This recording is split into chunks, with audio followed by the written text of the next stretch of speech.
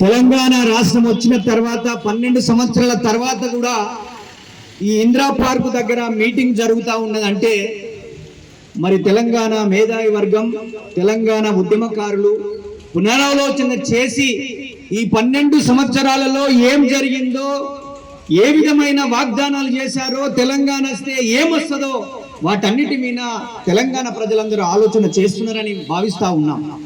యుద్ధ నౌక తెలంగాణ వాదాన్ని గల్లీ గల్లీన తెలంగాణలో ఉన్న ప్రతి పల్లెకు చేరవేసిన పాటైన ప్రజాయుద్ధ నౌక గద్దరన్న కొడుకు ఈరోజు గద్దర్ ఫౌండేషన్ చైర్మన్ అయినటువంటి మన అన్నగారు కూడా వచ్చారు.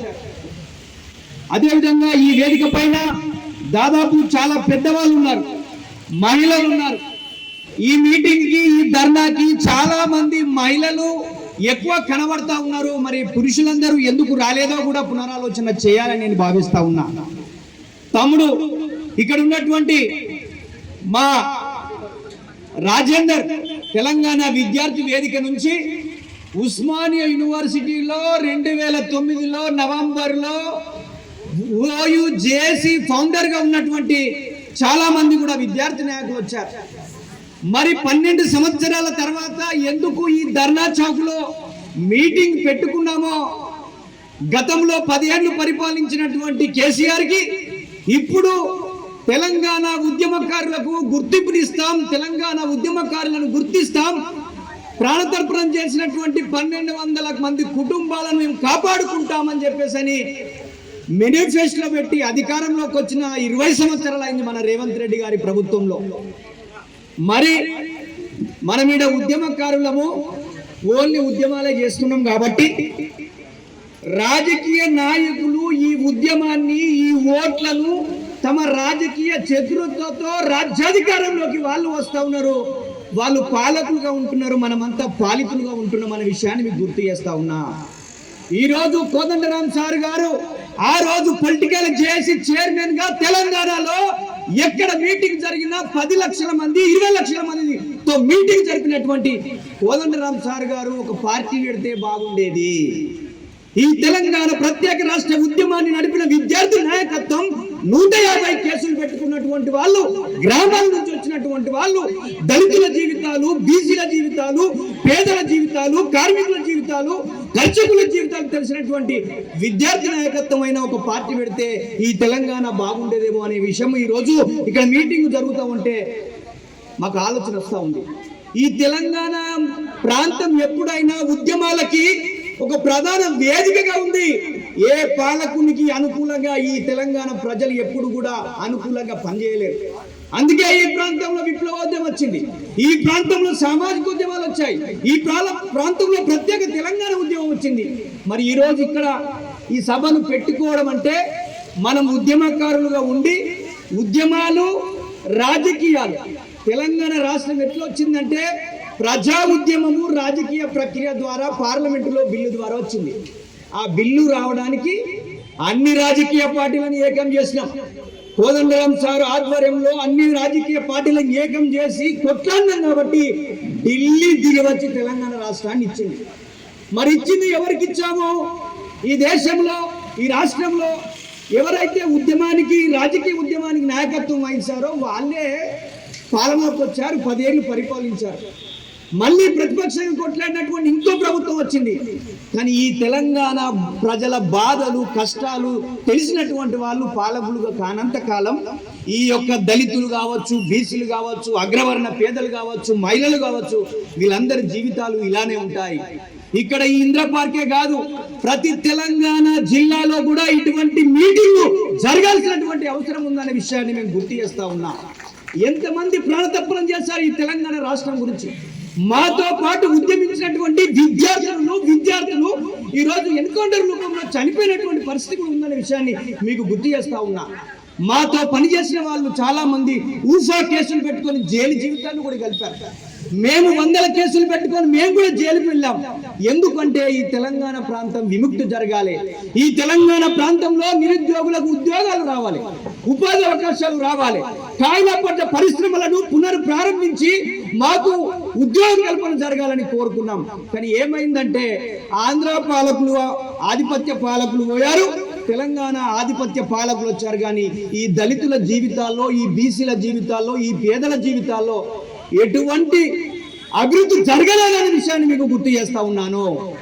ఇక్కడ చాలా మంది పెద్దలు కనబడతా ఉన్నారు, సీనియర్ సిటిజన్స్. ఎందుకంటే వాళ్ళు 69 ఉద్యమాన్ని చూసిన వాళ్ళు ఉన్నారు, 2009 ఉద్యమాన్ని చూసిన వాళ్ళు ఉన్నారు. ఈ రోజు సుల్తాన్ యాదగిరి అన్న ఈ వయసులో కూడా ఇక్కడ ఒక మీటింగ్ పెట్టాలనే ఆలోచనతో దాదాపు వాళ్ళు ఒక 4-5 సంవత్సరాలుగా పనిచేస్తున్నారని నేనైతే వింటున్నాను. తమ్ముడు రాజేందర్ చెప్తా ఉంటే ఇక్కడ జరగాల్సింది ఏంటంటే, ఎవరు పాలించాలో అధికారం వాళ్ళ చేతులకు రాలేదు, ఎవరు పాలకులు కావద్దో వాళ్ళ చేతులకు వచ్చింది. కాబట్టి ఈ తెలంగాణ రాష్ట్రం ఇట్లా ఉందనే విషయాన్ని మీకు గుర్తు చేస్తా ఉన్నాను. ఈరోజు మహిళలకు 33% బిల్లు ఎందుకు పార్లమెంటులో ఆగిపోతా ఉంది? ఈ రోజు మెజారిటీ మహిళలు పురుషులతో పాటు స్త్రీలు కూడా సమానం కదా. మీకు 33% రిజర్వేషన్ రావాల్సిన ఉద్యమాన్ని కూడా మీరే నాయకత్వం వహించాలి. మేమందరం మీకు మద్దతు తెలపాలి. కోదండరాం సార్ లాంటి వాళ్ళు ఇక్కడ ఉన్నారు. అందుకే తెలంగాణ అస్తిత్వాన్ని, తెలంగాణ ప్రాంత అభివృద్ధిని, తెలంగాణ రాష్ట్రంలో ఉన్న ఈ వనరుల్ని ఇంకా ఈ ప్రజలకు అందుబాటులోకి రాలేదు కాబట్టి ఇటువంటి మీటింగ్లు జరుగుతూ ఉన్నాయి, రాలేదు కాబట్టి ఉద్యమాలు వస్తూ ఉన్నాయి. పాలక వర్గాలు తమ 5 సంవత్సరాలలో ఎలా పరిపాలిస్తే మేము అధికారంలో ఉంటామో అప్పటి మందమే అట్లా మేనిఫెస్టో పెడతా ఉన్నారు. ఆ మేనిఫెస్టోను మళ్ళా బుట్ట దాఖలు చేసి చెత్తగుండిలో బారేస్తా ఉన్నారు. అందుకే రాజకీయ పార్టీలకు కూడా మనం ఒక డిమాండ్ చేయాలి.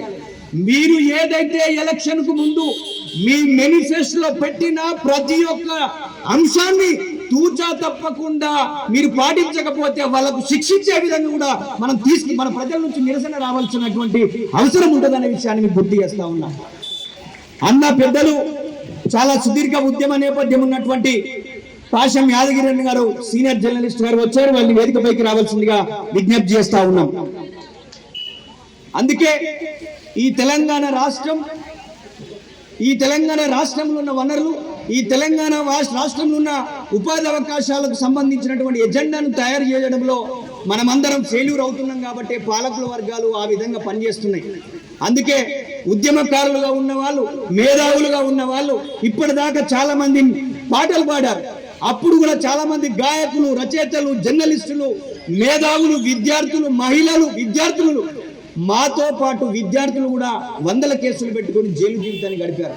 అందుకే ఇటువంటి ధర్నాల దగ్గరనే కాకుండా ఈ తెలంగాణ రాష్ట్రాన్ని పునర్నిర్మాణం చేసుకోవడానికి, ఈ తెలంగాణలో ఉన్నటువంటి ఈ 3.5 కోట్ల మంది ప్రజలు, మహిళలను ఎలా అభివృద్ధి చేయాలి, నిరుద్యోగులను ఎలా అభివృద్ధి చేయాలి, ఇక్కడున్న వనరులను ఏ విధంగా మనం ఉపయోగించుకోవాలి, ప్రాజెక్టులు కడతా ఉన్నారు, ఆ ప్రాజెక్టుల కింద భూములు ఎవరు ఉంటున్నాయో ఒకసారి ఆలోచన చేయాల్సినటువంటి అవసరం ఉంది.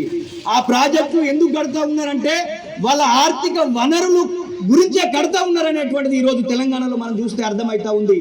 అందుకే ప్రజలారా, తెలంగాణ ప్రాంతంలో ఉన్న ఉద్యమ నేపథ్యం ఉన్న మనమందరం నిరంతరం ప్రతి విషయాన్ని ప్రశ్నించాలి.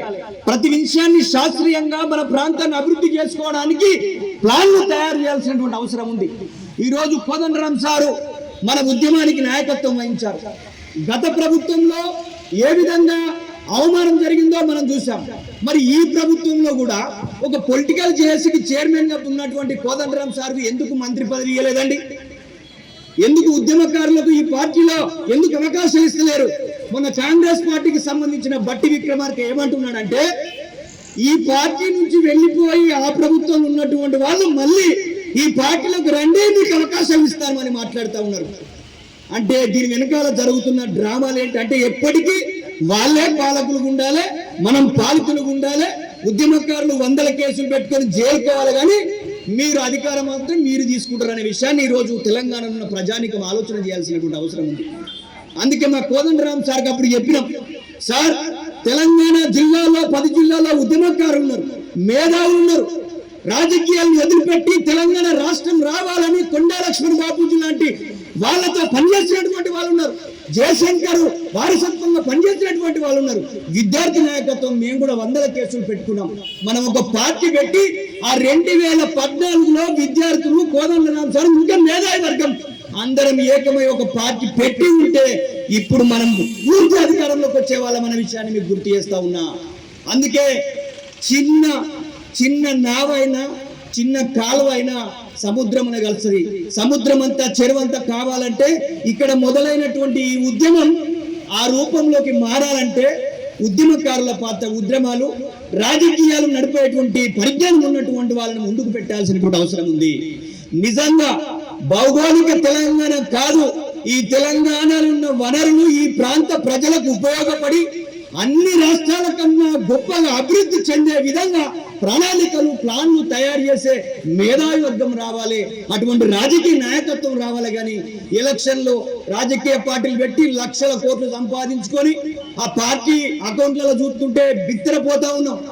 వందల కోట్లు ఉంటాయండి పార్టీ అకౌంట్లలో. ఒక్కొక్కరు కొన్ని లక్షల కోట్లు సంపాదిస్తారా? దీని మీద న్యాయ విచారణ జరపాల్సినటువంటి అవసరం ఉంటుందనే విషయాన్ని గుర్తు చేస్తా ఉన్నా. అందుకే సుల్తాన్ యాదగిరి అన్న, మీరు చాలా సంవత్సరాలుగా ఉద్యమిస్తా ఉన్నారు, మీ వెనకాల మేము అందరం ఉన్నాం. తప్పకుండా మీ జేఏసీ ఏదైతే ఏ జిల్లాలో తలపెట్టినా మీకు మద్దతుగా, అప్పుడు మేము 10 ఏళ్ల కింద విద్యార్థి ఉద్యమ చేసి ఇప్పుడు మాకు కూడా 40 ఏళ్ళు వచ్చినాయి. మేము కూడా ఇప్పుడు చాలా మిగతా ఆర్గనైజేషన్లో పార్టీలలో పనిచేస్తున్న వాళ్ళు మా వాళ్ళు కూడా ఉన్నారు. ఎందుకంటే మేమంతా జైలుకి వెళ్ళిన వాళ్ళం. మేము అప్పుడు తెలంగాణ ఎందుకు కోరుకున్నామంటే, గ్రామీణ ప్రాంతాల నుంచి ఉస్మానియాకు వచ్చిన మేము రేపు మా తమ్ముళ్లకు, మా చెల్లెళ్లకు విద్యా రంగంలో, ఉద్యోగ రంగంలో, ఉపాధి రంగంలో మా చెల్లెలకు, తమ్ములకు అవకాశాలు ఉండాలని కొట్లాడినాం. కానీ మేము స్వార్థంగా కొట్లాడాలి, మా వ్యక్తిగతంగా లబ్ధి పొందాలని కొట్లాడలేదు. కానీ ఆ అచ్చిన తెలంగాణ ఎవరి పాలైందో, ఎవరు ఏలుతున్నారో అనేది మీకు అందరికీ తెలుసు. కాబట్టి ఇప్పటికైనా ఆలోచన చేయండి. ఇప్పటికైనా ఈ ఉద్యమాన్ని ఇందిరా పార్క్ నుంచి చూస్తున్నటువంటి, ఇందిరా పార్క్ నుంచి లైవ్ గా చూస్తున్న జిల్లాలో ఉన్నటువంటి ఓ ఉద్యమకారులారా, ఓ విద్యార్థులారా, ఓ మహిళలారా, ఇదే ఉద్యమ స్పిరిట్ తో మనకు సాగల ఆయిలమ్మ జయంతి మొన్ననే అయింది. సాగల ఆయిలమ్మ, దొడ్డి కొమరయ్య, జయశంకర్ సార్, ఇటువంటి వాళ్ళ స్ఫూర్తితో, కొండా లక్ష్మణ్ బాబు లాంటి వాళ్ళ స్ఫూర్తితో మనం అందరం ఉద్యమించాలి. పేదల రాజ్యం కావాలి, ప్రజలు కోరుకున్న తెలంగాణ కావాలి. అటువంటి పాలన జరిగేంత వరకు నిరంతరం ఉద్యమించాలని చెప్పేసి ఈ అవకాశం ఇచ్చిన మీ అందరూ కూడా పేరు పేరున ప్రత్యేకమైన ధన్యవాదాలు. జై తెలంగాణ, జై తెలంగాణ, జోహార్ తెలంగాణ మన వీరులకు, జోహార్ తెలంగాణ ప్రత్యేక రాష్ట్రం కోసం అమరులైన మన వీరులకు, జై తెలంగాణ.